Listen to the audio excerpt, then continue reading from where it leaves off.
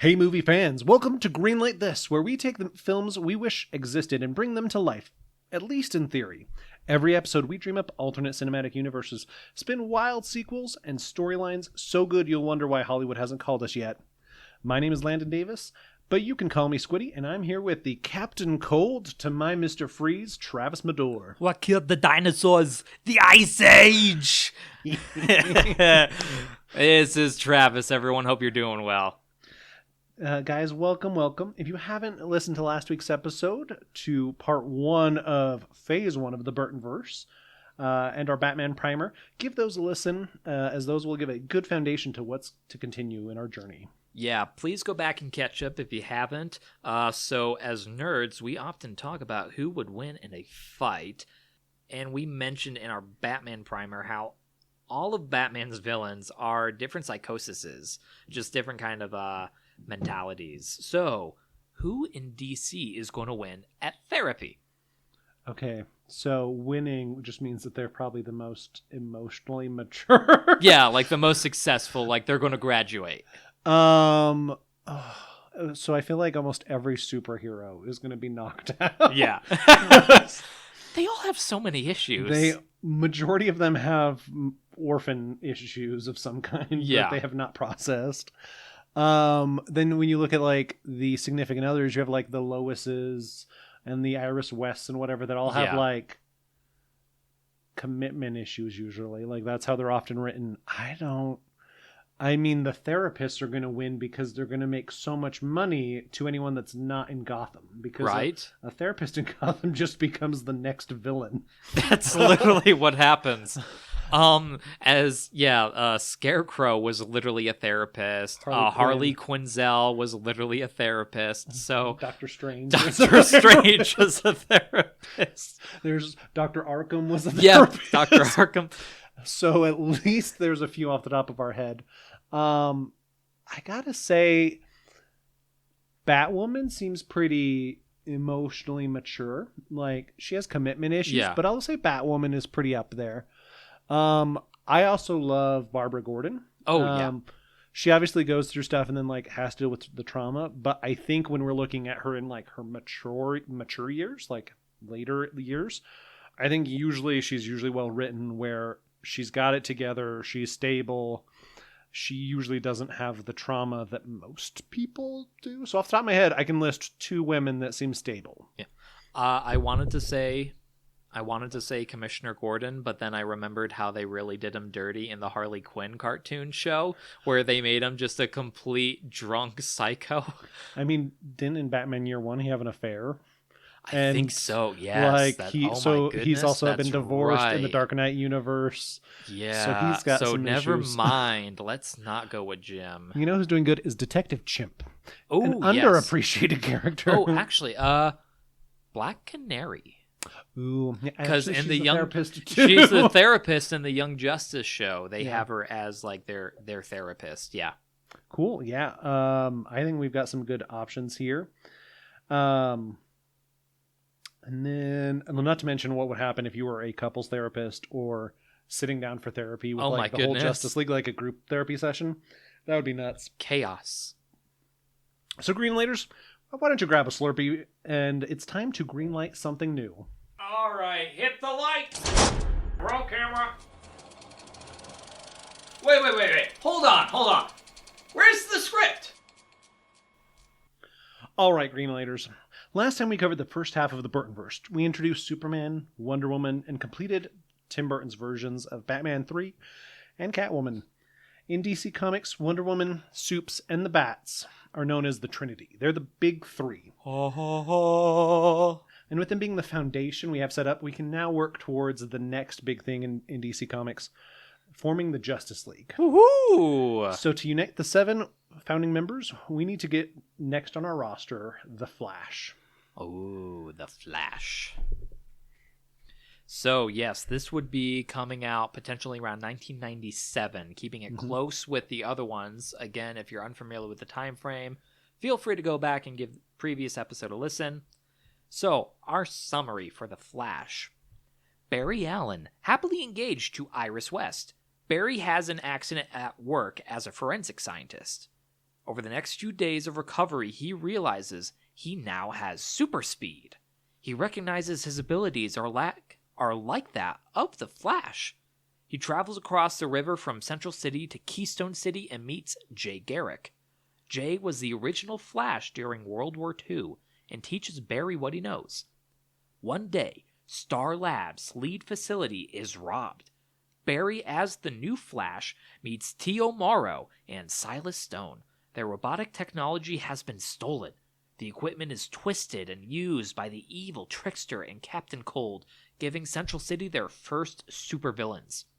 The criminal duo, while on a heist, kidnap Iris. The Flash fights the twisted duo and saves Iris. Barry reveals he is the Flash and proposes to her. She accepts again. Jay and Barry race, but Barry beats Jay, who calls him the fastest man alive. Aww.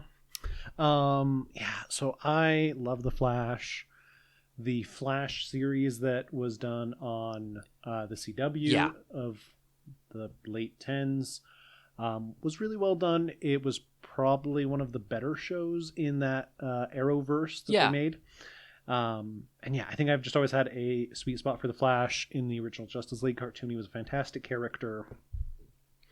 Anyone that's kind of familiar with the Flash may get a little confused because there's no tragic backstory of his mom dying and his dad being arrested for it. Both his parents are still around. Yep. Like, he's happily dating someone. That story didn't exist yet. Oh, didn't. That was not done until the DC Rebirth series in I think 08-09. So I'm really glad to see Barry getting to be happy. And even though his parents we don't think are dead, I like the idea of introducing Jay Garrick as kind of as the alternate father figure, an alternate mentor. I just think it'd be fantastic. Barry is famously known to Batman as what Batman wishes he would have been if his parents would have lived. Like, he is the good model to him of what a man should be. So I just kind of wanted to play with that, and I really wanted to mess with the villains of the Flash Rogues Gallery, and I originally, I think, had up to 4 villains. But I realized once we wanted to bring in Jay for this movie, it just really changed our premise a lot. Yeah. So we talked about who was going to be Barry Allen, and we decided that for our Barry Allen, our Flash is Neil Patrick Harris. Yeah, I think what we end up seeing with How I Met Your Mother, even his work on Doogie Howser, you really get this. He's very smart, but he can be very energetic. He can be bouncy. Oh, yeah. He can just be all over the place. I wanted to pay homage to the Flash show of I think it was 1990-91, so it may have still existed in this universe, but we're going to ignore that. And I wanted for Trickster Mark Hamill. Yes. Mark Hamill did such a good role. I love him in it. Captain Cold, I wanted to pay homage to our alternate universe, and John Wesley Snipes, who was Flash in the Flash series, I think would make a great Captain Cold. Yeah. So instead of being a hero, make him a villain. And again, in the Flash series, later he eventually becomes the Jay Garrick. So I thought it was kind of a great way to bring him in. I will introduce my versions of the 4 cast members. So we have Iris West, the love interest, T.O. Morrow, and Silas Stone, who both are the Star Lab scientists. I'm hoping that we're going to bring those in later. So, teasing something for later on. Yeah. And then Jay Garrick, a legendary first superhero in DC Comics. So my casting for Iris West is playing off of somebody you cast just last episode. Yes. I wanted Alicia Silverstone as Iris West. I thought it'd be great to let her have a full role. She doesn't have to worry about a superhero costume where that was an issue, and where she had some harassment in the Batman and Robin movie. Batman and Robin movie. And then T.O. Morrow. I thought, who would be a great genius that could eventually become a super baddie? I love good old Brent Spiner. Ooh, I do like Brent. If you don't recognize the name, he was Data in the Next Generation of Star Trek, and just a fantastic actor. For Silas Stone, somebody who, again, can become kind of important later on, I went with James Avery. James Avery, who was the uncle in Fresh Prince of Bel-Air. Oh, okay. Yeah. He often plays such a moral, good father figure, specifically from Fresh Prince, that playing a more faulted father figure, I think, would be a great setup for something that's going to happen later on. And then finally, Jay Garrick. I really wanted a classic actor. I wanted somebody who was just really well known at the time. Somebody who fought in World War II. That's kind of one of the big things. So I chose James Stewart, famously from It's a Wonderful Life. Oh, okay. To be this version of Jay Garrick. He can just do that deep, slow draw to his voice. And it would have worked out really well where he probably would have passed around the release of this movie. So I think the movie would have ended up dedicated to him if he was the Jay Garrick of this movie. Okay. So Travis, who did you cast? Okay, my casting is definitely a little bit different. For Iris West, I chose Melinda Williams. So she's known, I primarily know her from her work on The Cosby Show and Sister Sister. Okay. So you were jumping ahead to Iris is not white. Yeah. Something about like just the interracial, like Iris West and everything going on there. Yeah, she's a great actress. Yeah, now that I see her face, yeah. Tio Morrow, I chose Oliver Platt. Oliver Platt is kind of one of those like lesser known actors from like the 90s and aughts. Oh no, he was so good on The West Wing. Come on, I need somebody on this podcast that's a listener to watch The West Wing. Yeah, he did a lot of great television work. I know him huge for television work around that time. Okay, I like that. I can definitely see the villain side of Oliver Platt. Yeah, like he has the scientist, but then he could probably bring the gravitas with being the villain side. Yeah. Our Silas Stone, since this is going to be a pretty foundational character, and we've already taken someone from the Matrix, I figured Lawrence Fishburne. Oof, Lawrence is so good. I think we've talked about Lawrence for about 3 different roles in the DC universe. He's pretty versatile. Yeah, he is. So I really like him as the thought for Silas Stone. Okay.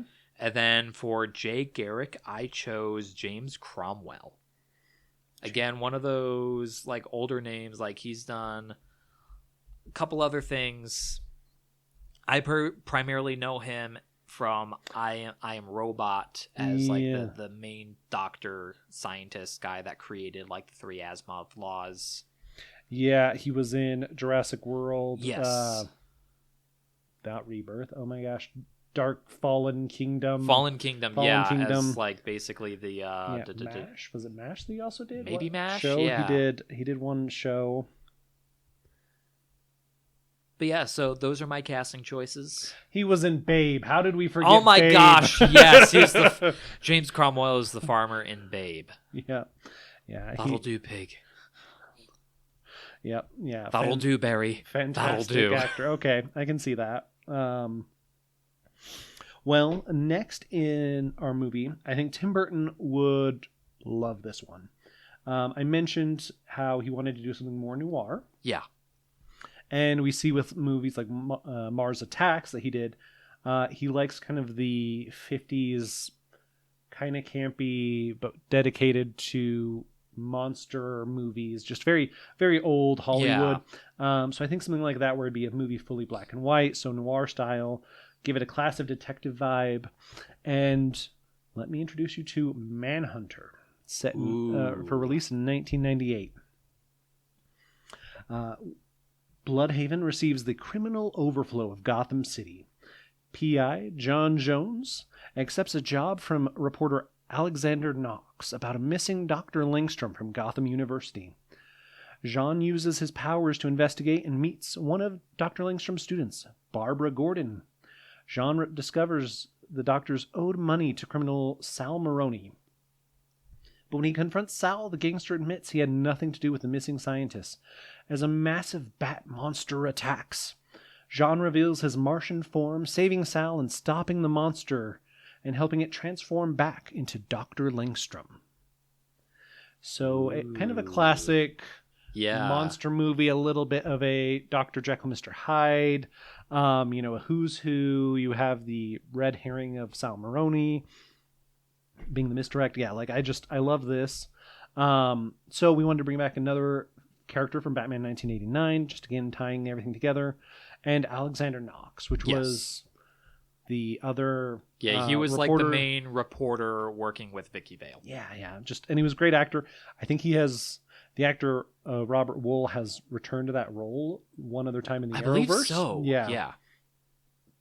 And then we talked about somebody for John Jones, who is also Martian Manhunter, so that's where the title of the movie comes from. And I wanted Dennis Haysbert, who is just a fantastic actor. I'm pretty sure he did Gargoyles. I think that's the voice that he did. But he's done Fences. He did like dozens of action movies around this time. I think it's just right up his alley to play this slow, calm speaking detective figure who's thinking things through. Martian Manhunter's powers include him like phasing. He can fly. But he's never really wanted to use his powers around humans. So I think that's why this would be such a great form for him. He's a very, very reserved hero, which I really like. There have been more boisterous versions or louder versions of him, especially in the last decade. And I didn't ever connect to those as much as I did with. I didn't really care for those versions. And then our Barbara Gordon was somebody that you forgot we had casted. Yes. Was Christina Ricci. So in our previous episode, I fan casted Christina Ricci as our Zatanna, whereas you fan casted Jennifer Connelly for Zatanna. Christina Ricci would definitely work as a Barbara Gordon by this point. Yeah, and she would have been very young at this time. I think she would have been only 17, 18 at the time, like barely 18. But I would love to see her set up to get to be Batgirl in the Bat family. That's kind of where Barbara Gordon goes. So the only two characters we don't have casted is Sal Maroni and Dr. Langstrom / the Man-Bat. So Travis, who are you casting? Ooh, so for Sal Maroni, this one was kind of tough. I kind of teetered on a couple different ideas, but I decided on Jon Voight. Jon Voight, okay. You may recognize him from, he was one of the military guys in Transformers. He was also in Holes as one of the camp counselors. Yeah. He had the pierced ear. Yeah. He's the Grandpa National Treasure. That's the big Grandpa National Treasure. Yep. Yeah, he was the villain in the first Mission Impossible movie. Yeah, fantastic actor. Fantastic actor. So I really like the thought of him as Sal Maroni. Okay. And then Dr. Langstrom / Man-Bat. I definitely picked someone I feel like could match a Tim Burton-esque Man-Bat. So I went with Tim Robbins, which he was the president in Mars Attacks, as well as Andy Dufresne in Shawshank Redemption. Okay, he wasn't the president in Mars Attacks. Yes, he was. No, in Mars Attacks, the president is Jack Nicholson. Oh my goodness, you're right. Everything you just said is wrong. What was I? He was the president in something. No, he wasn't Howard the Duck, though. He wasn't Howard the Duck. Was it? This is going to be an off mic. We're going to have to figure that off. I know it. Austin Powers. He was the president of Austin Powers. That's right. The $1 million bajillion dollars joke. Yep. That's what it was. Okay. Oh my goodness. So you're casting him as Dr. Langstrom. Interesting. Yes. So I don't know how you're editing. That's going to be chaos. Okay. I might just leave it in. I love both of those. My casting, I went a little bit different. So I wanted another just classic mobster guy for Sal Maroni. And I went with Joe Pesci. Ooh, Joe was a really good choice. And it would have been fun to let him loose a little bit after his wonderful Home Alone movies. And him get to go past, has a freshet, and actually get to say maybe one or two bad words. Bring out the good fellas in him. Yeah, bring out the good fellas in him. And then for Dr. Langstrom, I really wanted somebody who could be a tragic mad scientist. Okay. And really wanted to play off of a role that he does a few years from this time in Spy Kids 2. And my Dr. Langstrom, I chose Steve Buscemi. Okay. Which is just such an odd choice, but I also kind of just love the idea of Steve getting to play just Dr. Langstrom. Yeah. Because, if you don't know who Dr. Langstrom is, he does turn into Man-Bat, so he has a giant mutant bat form, very Hulk-esque. And kind of, yeah. Yeah, it's a fun character. But yeah, so okay, we've kind of entered our old noir movie. So our next film is very sci-fi. We are going to go intergalactic at this point. And Travis, you want to introduce the next one? Yes. Bring out your rings, because it's time for The Green Lantern. This title will be Green Lantern: Hal's First Flight. This would be set to come out in 1999. So just at the turn of the century. Summary. Hal Jordan, test pilot for Ferris Air, spends the day testing off the newest in air defense. Hal and Carol go out celebrating a successful day, but when Hal leaves her, he witnesses an aircraft crashing. He rushes to the scene. An alien lays there dying, and a green ring flies onto his hand. As he connects to the ring, a beam of light shoots into the sky. The alien disappears. The next morning, 3 aliens stand over Hal: Sinestro, Tamare, and Kilowog. They tell him he's a Green Lantern, and they bring him to the Lantern Corps' home planet of Oa. The Guardians introduce the Corps and its purpose to defend the galaxy. Kilowog, Tamare, and Sinestro will train Hal together. As Hal learns to use the tools and weapons of his ring, he takes the Lantern Oath.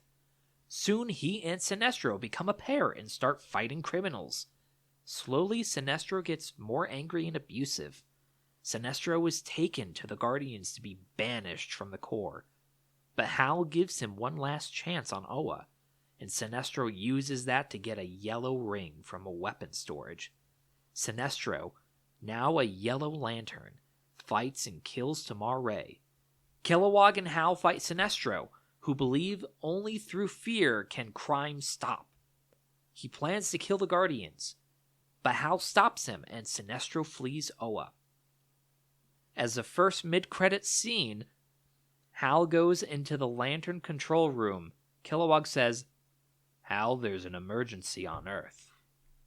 Yeah, I love Green Lantern. I think he is such a fantastic character. He's a really fun character. The fact that there are multiple versions, you get the space cops thing, the fact that every emotion becomes a separate lantern ring color at some point. Like there's so much concept to do.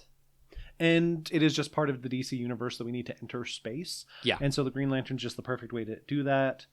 Kilowog and Tamara are 2 of my favorite lanterns outside of our Earthbound lanterns. So I think that this was a great way to introduce it.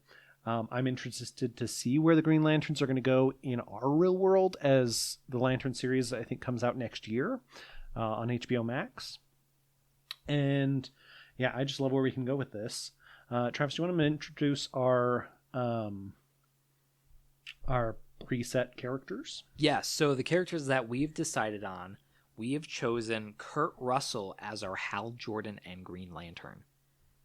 And then following Kurt, who definitely, he has a lot of action background, so we think very comical, but also very comical, but he could also be very, very serious. And then as Guardians, we chose just a conglomeration of Warwick Davis, Danny Woodburn, Tony Cox, Martin Kleba, Deep Roy, just as some of the Guardians. Yeah, I think getting to do practical Guardians and not CGI everything, especially when we're only messing with 1999 technology, I think is great. And those actors, they deserve the work. They are all fantastic actors.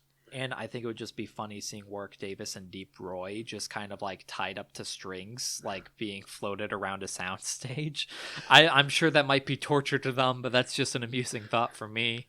See, I love them both. I was imagining an upper balcony that they're just standing on, and everything is green screened around them. But okay, they don't have to fly. They can be on diapers and hanging and bouncing. Yeah, and then Travis, you want to introduce our characters that we've got to decide between? Yes. So the characters have yet to cast is Kilowog, Tamar Ray, It's Sinestro and Carol Ferris. Yes, and so it's Kilowog. I love Kilowog. If you don't know who he is, he's this large alien, but he kind of has just that heart of gold. He's the guy that, like... He's the Sweetums of the Green Lantern Corps. Once you've earned his respect, he's just that buddy cop that's just like, yeah, let's go. And I would love to see Clancy Brown take on that role. Famously, he voices Mr. Krabs and SpongeBob. He was in Shawshank Redemption as the guard. So he's done a lot of acting. He's done some prosthetic work in The Mandalorian. So I think we can still do practical for Clancy. And then for Tamara Ray, he has a little bit more of like a duck-billed alien face, a little bit more of a slender shape. I want somebody a little offbeat, but I love the voice of, so I think he could do this, is Andy Serkis. I could see that. I would love to see Andy take on Tamara Ray. And then Sinestro. I mean, Sinestro, in my mind, just has to be British. I have the same thought with my casting, but we'll get there. He is just a classic villain. He just has that...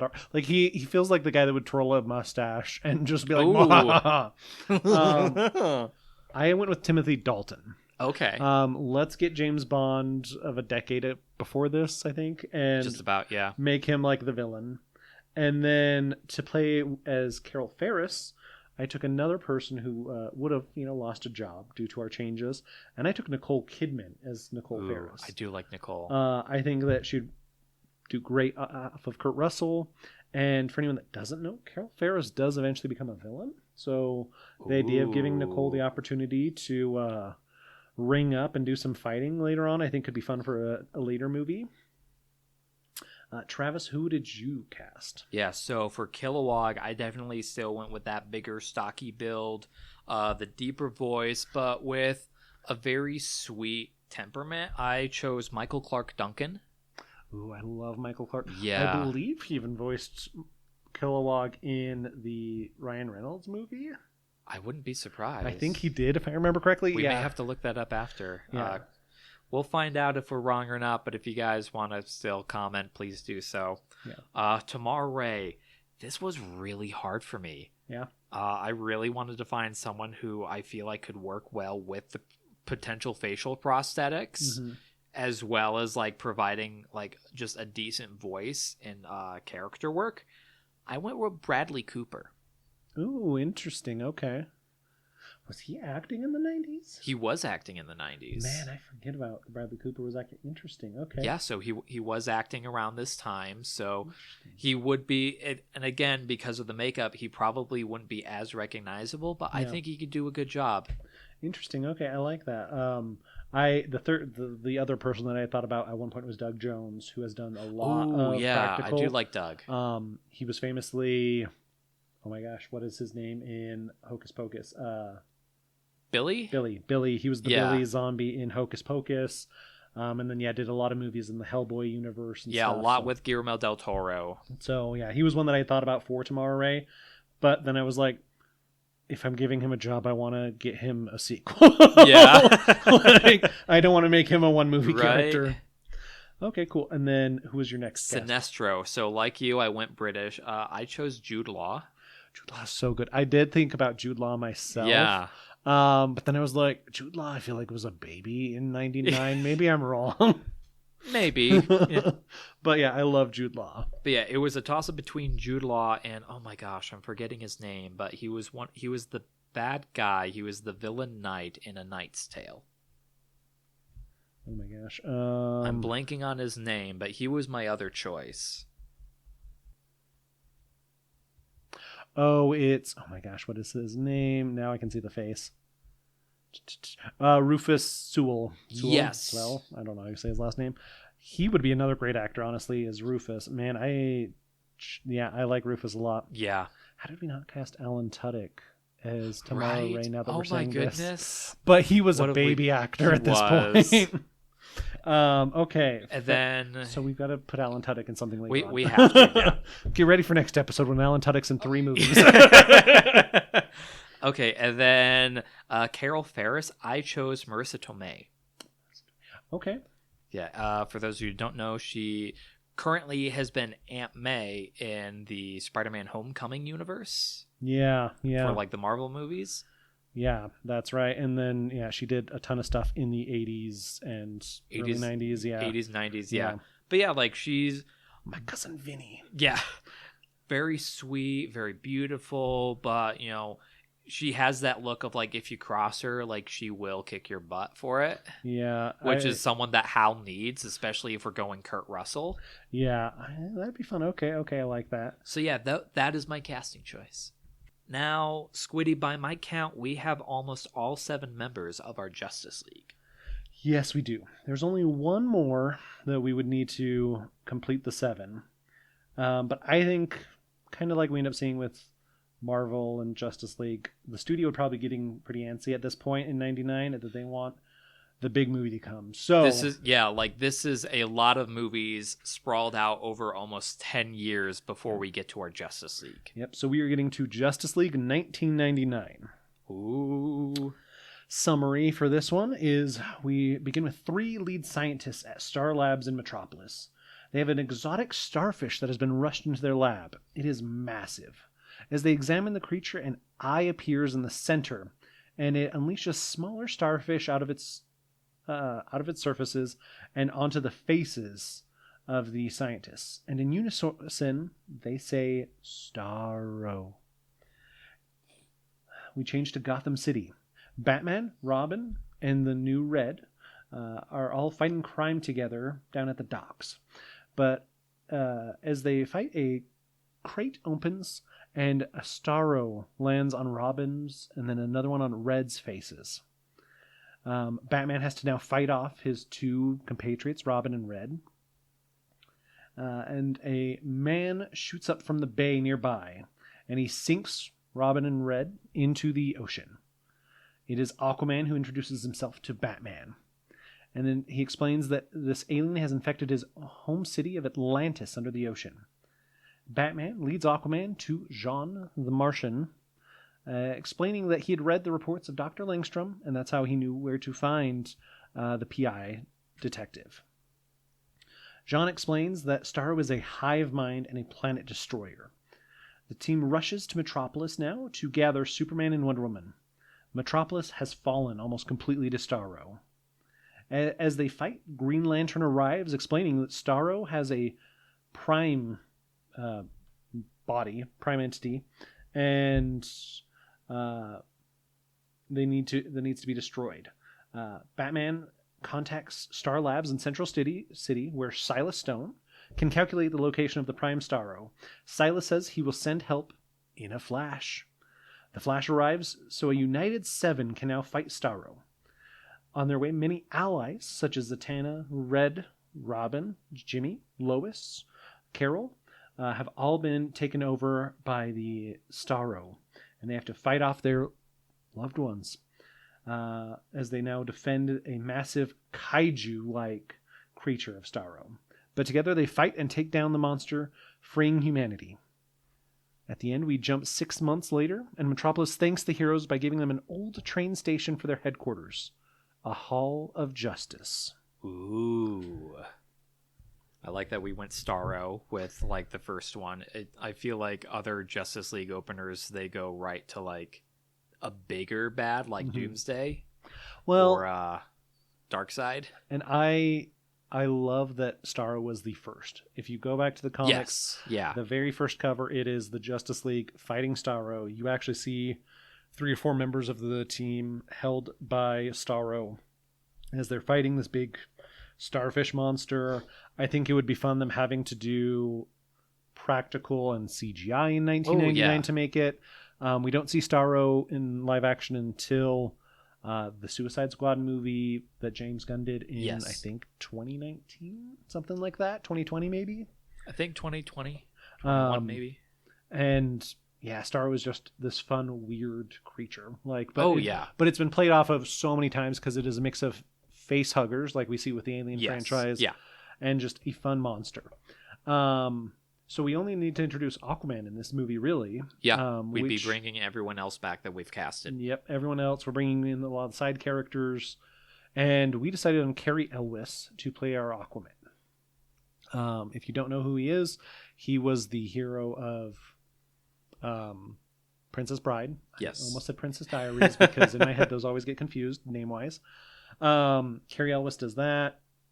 If you were a Psych fan, you know Cary Elwes pops up in Psych like every other season or something. He plays a fun character there. He was the bad guy in Ella Enchanted. Yep, he was the bad guy in Ella Enchanted. As a random throw-off. Yeah, like a fun, great actor. I would love to see kind of a mix between either the very preppy version of Aquaman and the more like tough Aquaman. Tough, reserved. Like, yeah. There's kind of a fun place where I think Cary Elwes would inhabit Aquaman.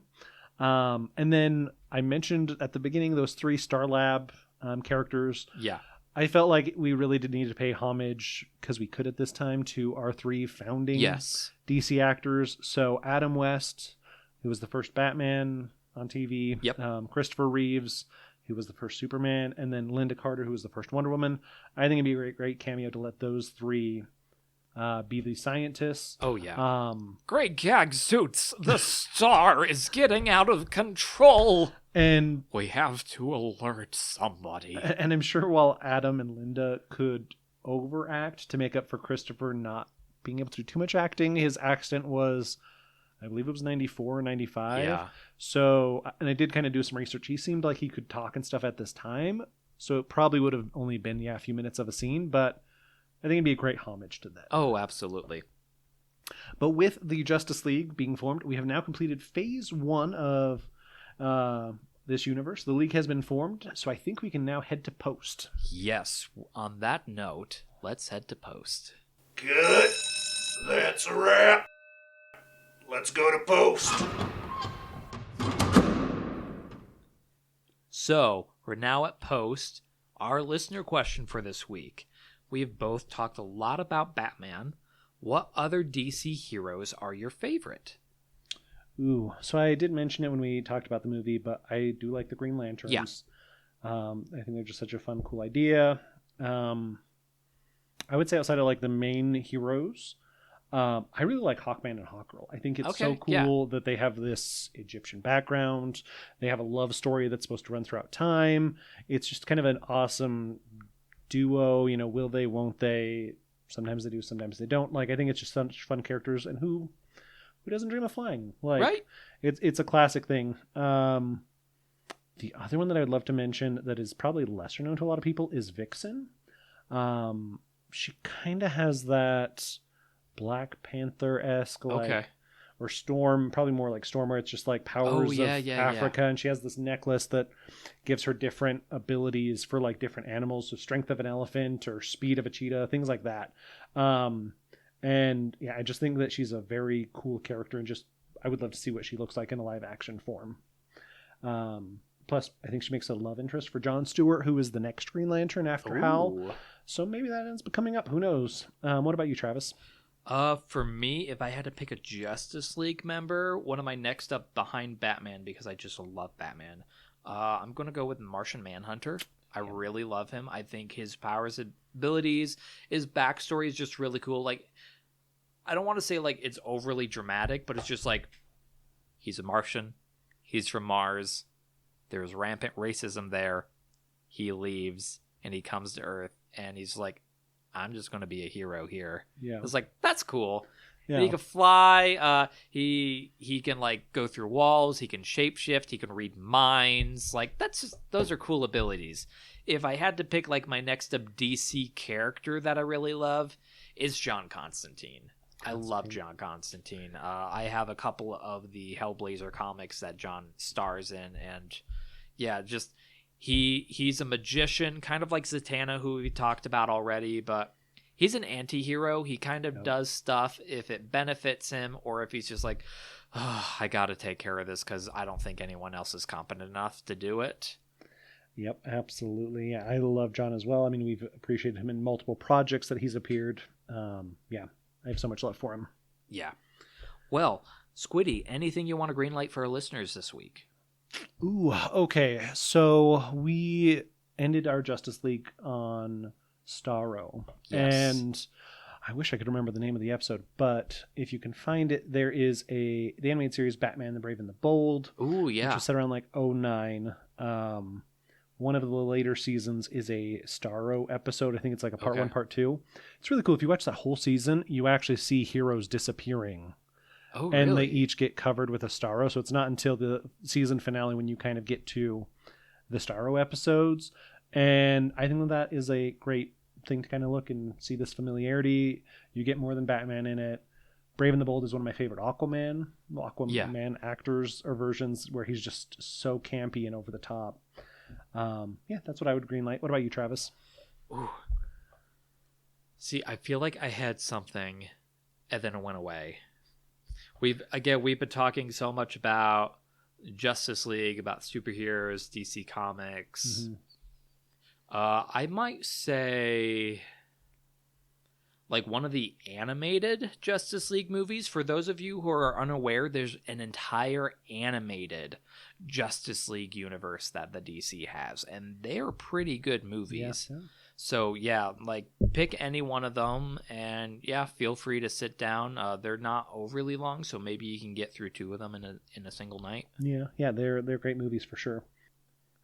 Well, got a movie pitch of your own? Love these movies or think we could have cast better? Or have a question for us? Message or tag us on Blusky, Instagram, TikTok at Greenlight This Pod. We might feature it in a future episode.